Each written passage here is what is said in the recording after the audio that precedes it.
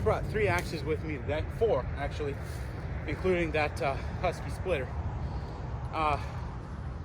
First one is this Arvika. You know, I cold blued it and I want to give it another shot. I have really not liked this axe, and I think I can be honest in saying that. I still don't like the profile. It was really expensive. It was just finished in a way that I didn't click with.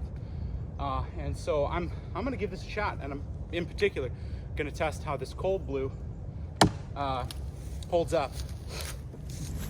Okay, so, you know, and I'm gonna try my best to like this axe. You know, I really am.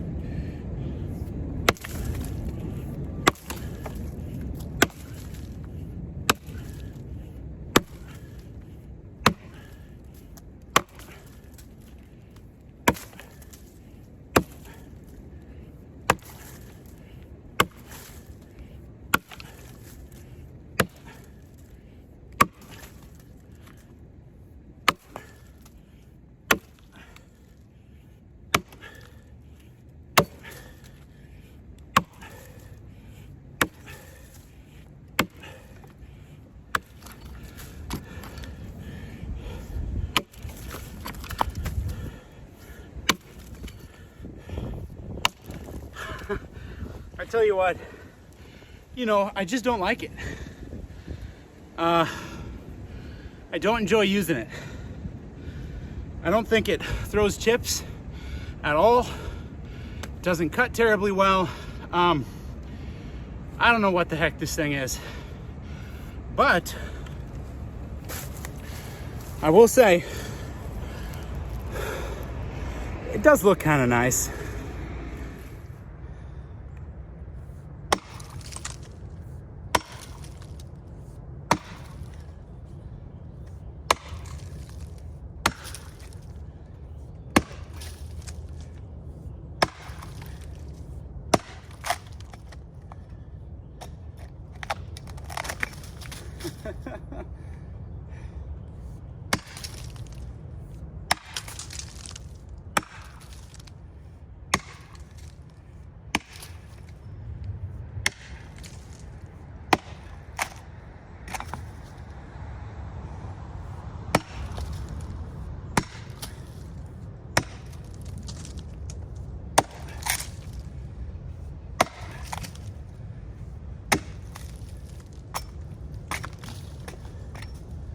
That bark is something else.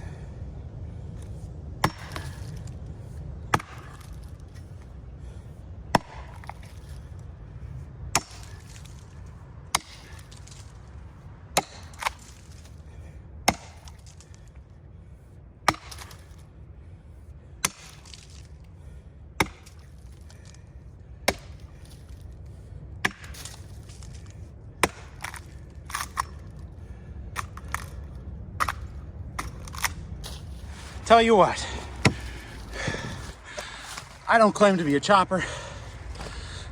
Bucking, I would say, is my least favorite thing to do with an axe. And so I do it the least. But more than anything, I wanted to show you this axe. You know, look at that edge. This is a 21 degree edge. I do all mine at 21, just because I like to be different. The other edges, that's dang near 25, 27 degrees. And if you look at this handle, you know, I've seen people complain online about a company sending them far less than this. They got a knot there, you know, got a knot here. Doesn't matter. I did hang this with a white oak wedge. I took that aluminum wedge out there, which I do with all of my aluminum hung axes. Like I said, I do not pride myself on my bucking ability. But I really wanted to show you this axe. I love it. Council tool, red head axe, double bit. It's one of my favorites. Well, I think there's a lot of people out there that like to get wrapped up in the gear. I like talking about axe manufacturing and, you know, which profile's better and all that jazz and what stuff costs and what it's made of. But I don't know, the more people tell me this isn't, you know, a real axe, the more I want to use it. That's the inverse troll in me, I guess. No idea what steel it is. I have beat on it. It's a tool.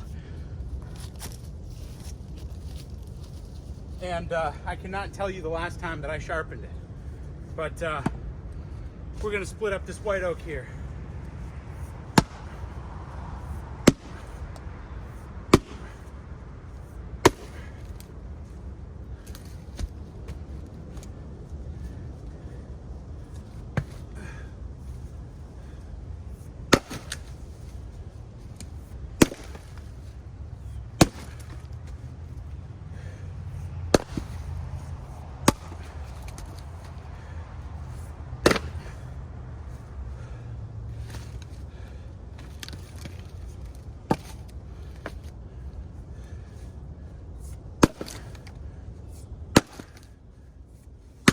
That was a very light swing.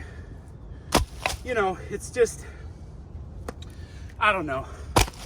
I don't have a lot of patience for anybody telling anybody that they're using the wrong tool when you can see right in front of your eyes they're getting the job done.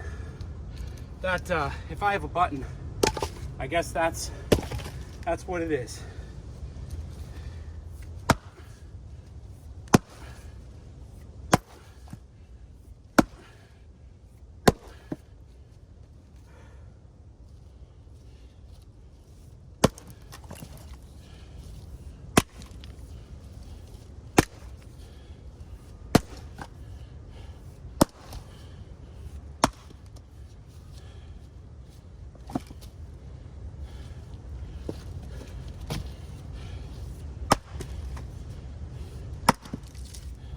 And you know, people talk about softwood and hardwood,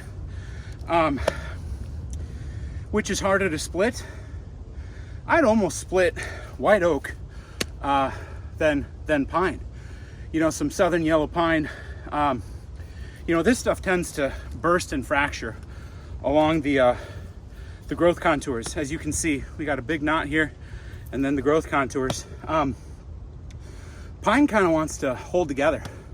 And it's soft, so you bury your axe and then you stick it.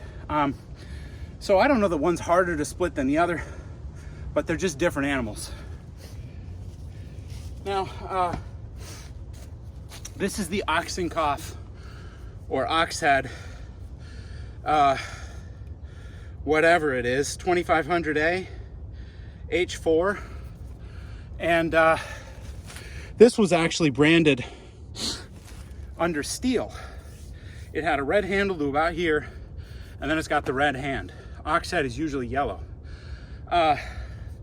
Compared to that Husky, this is a 30-inch handle. One of the nicest handles that I've got. I just love it. Beautiful, very, very curly hickory. You see that? I love that. But this thing, it's a beast, and it's almost too much of a beast.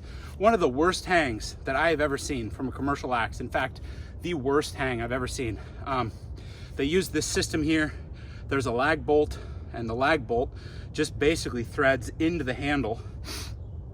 And, you know, curiosity got the better of me. I popped this off, and I'd say the wedge and the handle stop about right here. So it's a full ½ inch short of the top. There's plenty of clearance to keep on going. The wedge is, you know, 1/4 inch, ½ inch proud of the handle, and it's just all sloppy, and the barrel wedges aren't even really sunk. I didn't want to rehang it, so I threw some glue in there, threaded that lag bolt, and here we are. So, you know, for an axe of this price, I guess it's still functional. It's not loose. I do like this metal guard, but honestly, I think it's overbuilt.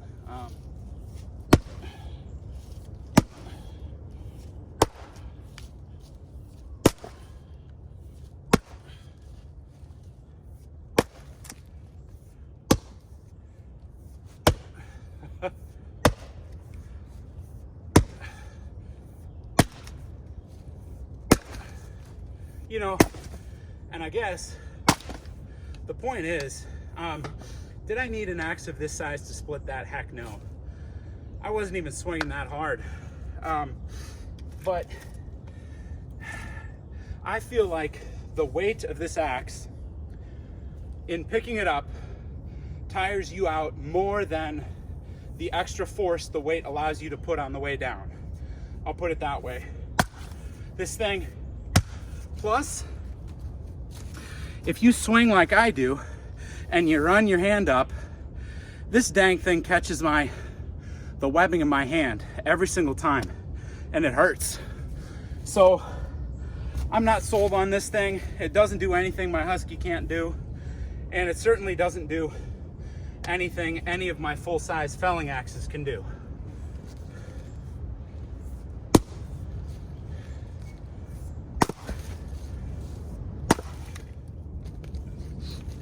All right, and now I'm really gonna make people upset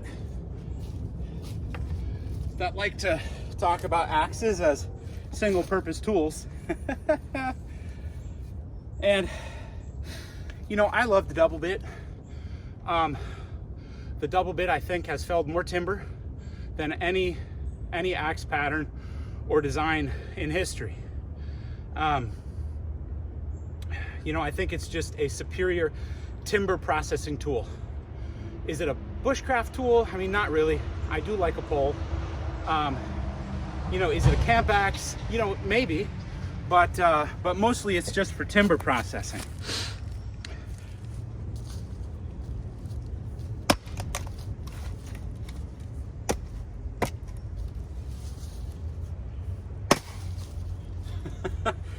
And you see, you know, when you're splitting on the ground, you're gonna hit dirt at some point.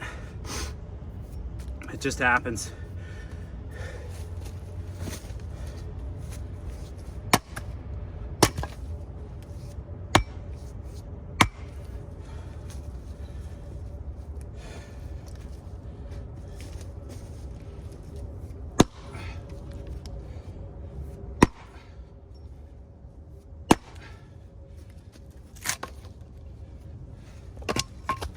Whew.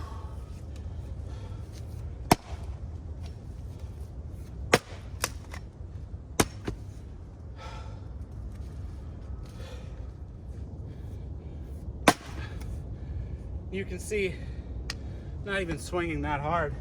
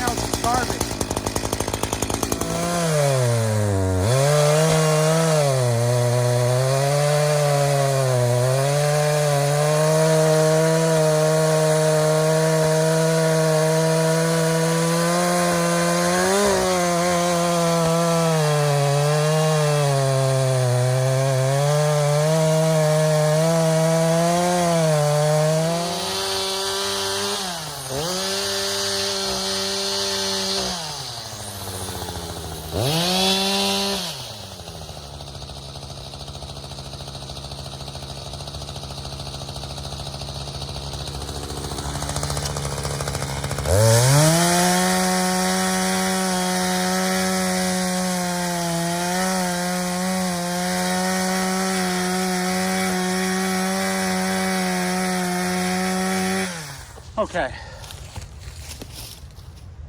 so we're gonna get these last little guy split here. And then we'll start loading them up. Now, I am not enjoying splitting with this ox head.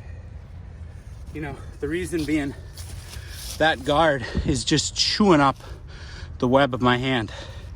And for an axe this heavy, I want more of a curve. I want a curved handle, because this hurts my wrist. There's so much force on, what is this, a six pound head, maybe heavier, going through the swing, that my wrist gets tweaked. So it's very hard on your non-dominant hand.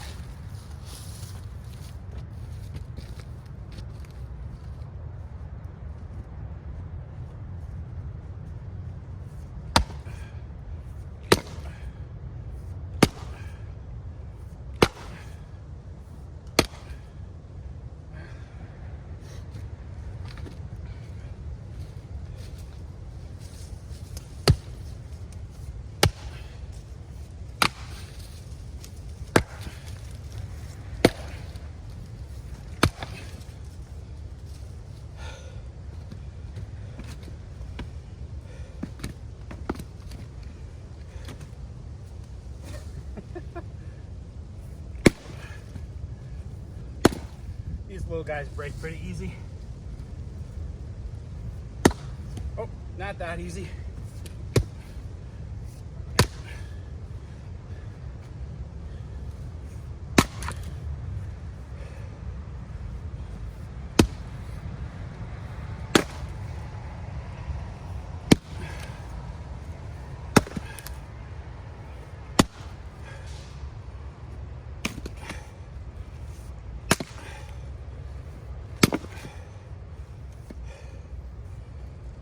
And you know, one positive about this oxen cough is, you know, right here,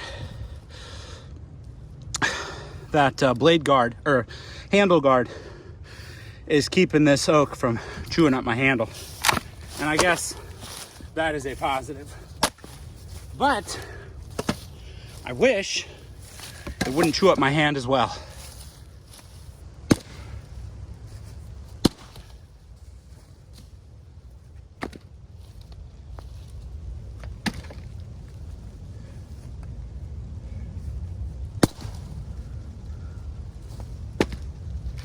All right, and now it's raining. So we got a fair amount bucked and split today. We've got kind of this downhill pile and an uphill pile. And we've got these big rotted chunks here to take care of too at some point. But I'm working as I have time and energy. So I did have to leave quite a few split pieces here. I'll pick these up probably in a week or so. I think they'll be fine. I'll get to them soon enough that they don't get terribly waterlogged or rotten. But this whole pile is in the truck. And I try to err on the side of caution with oak because it is heavy.